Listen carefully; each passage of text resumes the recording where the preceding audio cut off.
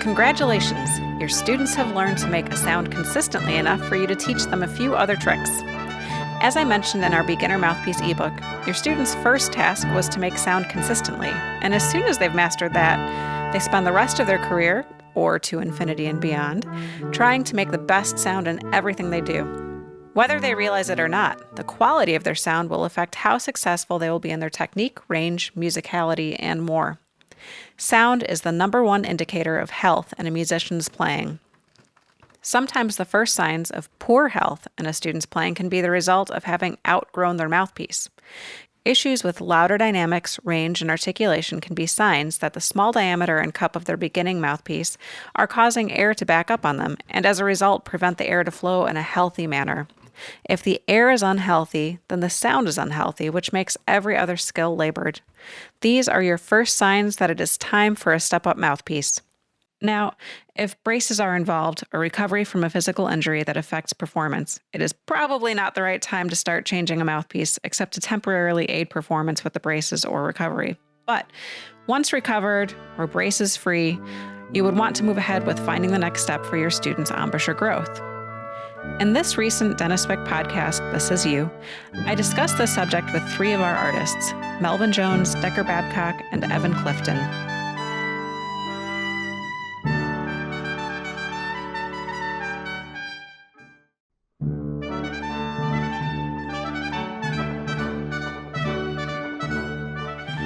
A step-up mouthpiece is not your responsibility alone. Initiate the process, empower and ignite your students, then sit back and relax. Choose a size. When you look at the range of mouthpieces a manufacturer makes for an instrument, the beginner mouthpieces tend to be at the bottom of the list with the smallest diameters, and you'll find a good step-up size right about in the middle. The diameter is not too big and not too small, and the cup is not too deep and not too shallow. Trumpet players will usually stay with a C cup and larger diameter than their beginner mouthpiece. However, trombone players, if they have switched to a large bore trombone, might increase the diameter size as well as the depth of cup.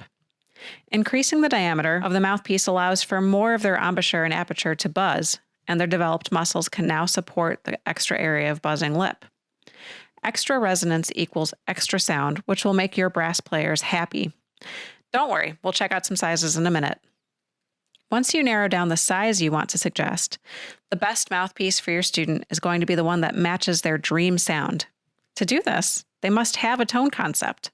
Providing a list of performers to listen to or assigning them to find their own favorite performers is key to developing their tone concept. One of the things that sets Dentist Wick apart from other manufacturers is the variety of options he's provided for each diameter you choose. Since your students must choose what matches their best sound concept, let's take a look at the sound options your students have with Dentist Wick products. Weight distribution in a mouthpiece makes perhaps more of a difference in your mouthpiece experience than any one part of your mouthpiece, like rim, cup, or throat.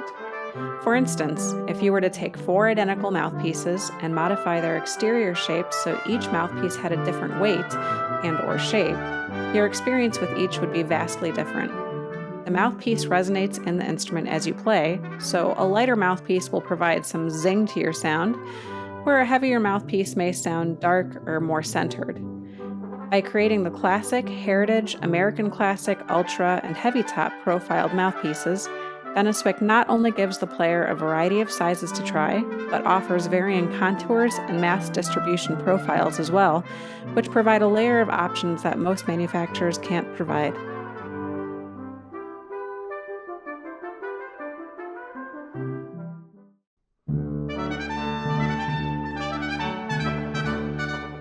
As we mentioned in our beginner mouthpiece section, students who love their sound and improve will love staying in your band.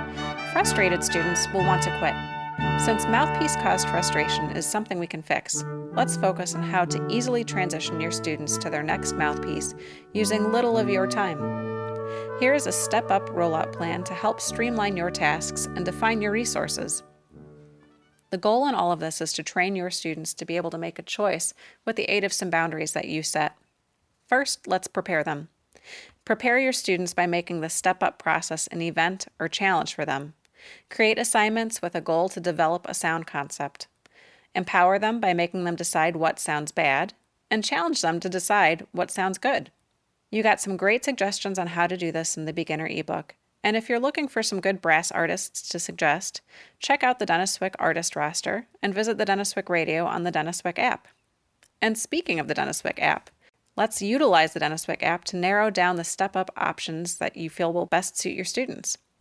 Both the product pages as well as equipment suggestions will help guide your decisions. Feel free to contact me as well for any additional help or to request a trial if you would like to try a mouthpiece before suggesting it to your students. And now let's define our resources. Your local dealer should be thrilled to help you host a night of students purchasing items from their store. If they do not stock a wide enough variety of Denniswick mouthpieces, you can contact me or have the store contact me to set up a trial order.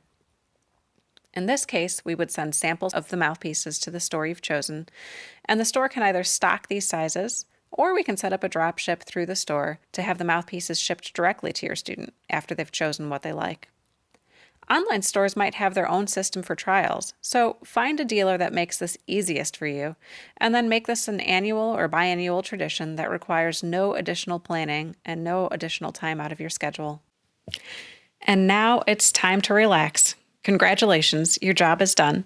You provided some important fences for your students to safely graze in by choosing the diameters for them, helping develop their personal tone concept, and perhaps sharing with them some of our videos and articles that will help them understand the product they're trying and go through the process with purpose and wise decisions.